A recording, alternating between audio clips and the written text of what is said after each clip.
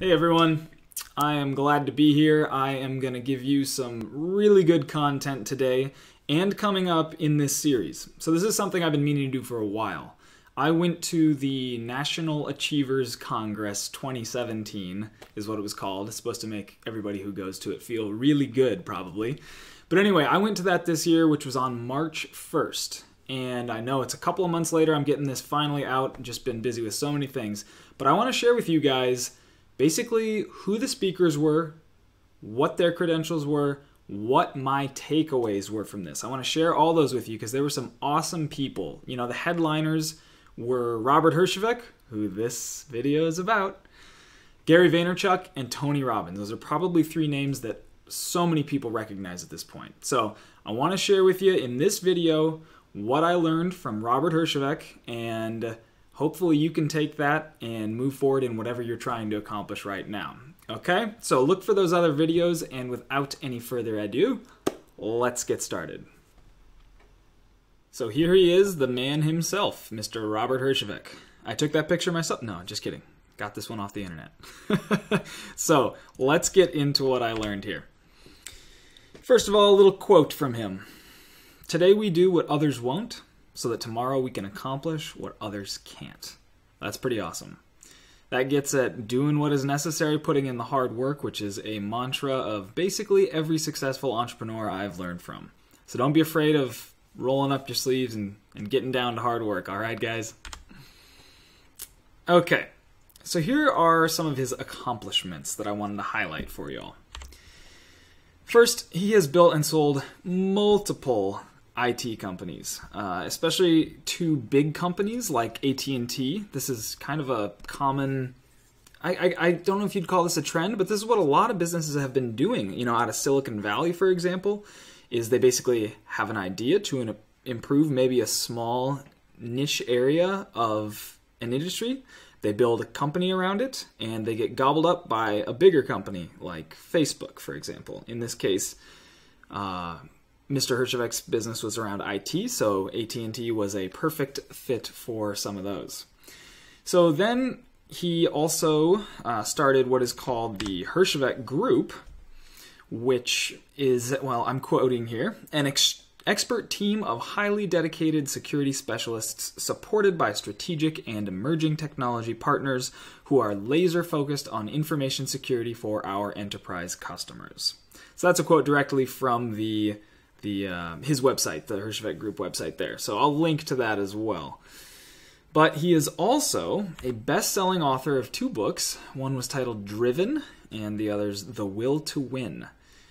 And he actually released another book not too long ago called You Don't Have to Be a Shark, Creating Your Own Success. And that kind of leads into the next, what I would call accomplishment. This is where I first heard of him, and maybe a lot of people have as well. The ABC hit show Shark Tank, where he and other sharks, as they call them, give entrepreneurial insights to startups and these other small businesses and invest their own money to help those entrepreneurs drive their business forward. And the other one I wanted to highlight here, which is pretty cool, is he loves racing cars. And he's even created a business around this called the Herjavec Group Racing. Very, very good name. And he actually won what's called the Rookie of the Year for his performance in 2011 in the Ferrari Challenge North America Series. So if you ever see him, his intro in Shark Tank, you know, probably anywhere you go, people know he likes his Ferraris. So, and in fact, at the event, he said something to the effect of, you know, you don't have to be rich. You don't need a Ferrari, but it sure does make the day pretty fun. It makes getting from point A to point B a lot more fun. And I think that's a really good, you know, grounded way of thinking of it, because he recognizes this stuff is not necessary, but boy, if you get to the level where you can enjoy it, then enjoy it. Okay, one other thing I want to talk about, I guess that last point. So he's racing cars because he loves racing cars, right? I had somebody give me some fantastic advice once, which was whatever you enjoy in life, even if it changes, even if you're like, oh, I'm just interested in this right now, this hobby or whatever, try to create a business around it. Now, first of all, I need to be very careful here because you have to if you're running a business, it has to be with what is called a profit motive. The IRS does not want you to take tax deductions for a hobby. However, if you can turn that hobby into a profit motive, profit-centric business, then you can find a way to not only enjoy yourself doing it, but make some money and deduct the expenses for it, okay? This is one of the biggest secrets of the rich. They understand how to harness the power of a corporation or other entity to make money doing things that they enjoy or doing things that other people can work at and can free them up to earn passive income. Okay, so let's now get into the takeaways that I had for this particular speech or presentation, whatever you want to call it, at the National Achievers Congress. So, he says, first of all, that 99% of success is showing up. And this highlights something that I learned a while ago, and I try to stress over and over again. Knowledge is just potential power. Execution is power. So it's great. Knowledge is huge. You have to know what you're doing and how to accomplish what you want to accomplish. But until you put as the rubber meets the road, if we're using racing terms here, until you put that rubber on the road, you're not going to get where you want to go. So show up. Be willing to do the work. Next, nobody leaves good enough for even better unless you give what he calls a compelling value proposition. My interpretation of this is basically you have to convince a person that good enough is actually terrible or that even better is his or her true calling in life. You have to turn one into more of an extreme because all of us fall victim to just being content with what we know because it's all we know. But if we can really dream, use our imagination, and be willing to reach for what we truly want, then, well, actually we can achieve it, which is pretty awesome. Next, the difference between the rich and poor is knowledge. So I just said that knowledge isn't everything, right? But this is what he says the difference is. Knowing how to create a business, knowing what to invest in, knowing what the trends are going to be. All these things, it has to do with knowledge. It starts with knowledge. So be willing to invest your time to learn more, to become more knowledgeable. Okay. He said it's the human condition to better our lives. And I couldn't agree more. If we want to get really deep and start asking questions like, what's the meaning of life? I kind of always boil it down to basically whatever we make of it, right? And if we want to enjoy ourselves, we need to continue to challenge ourselves. And in doing that, we better ourselves. So I think that is huge. And fortunately, Mr. Herjavec gives us some specific steps to do just that. First, he says, don't lie to yourself.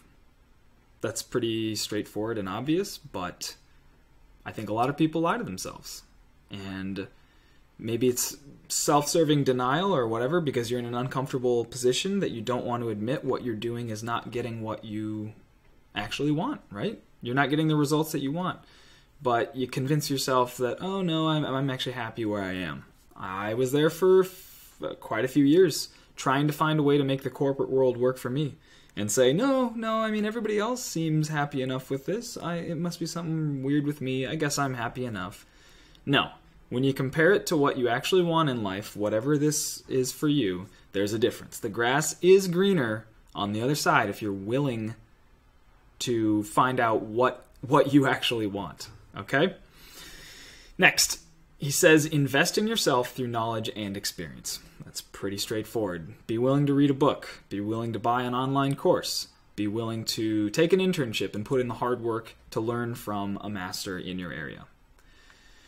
He says, become great at something because the world pays for specialty, not general knowledge.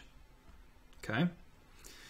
And last, he says, when you're comfortable, it's time to make a change because it's nearing its end. Nothing lasts forever. So he says, always be willing to push yourself, and that comes back to this self-improvement, betterment, all that good stuff.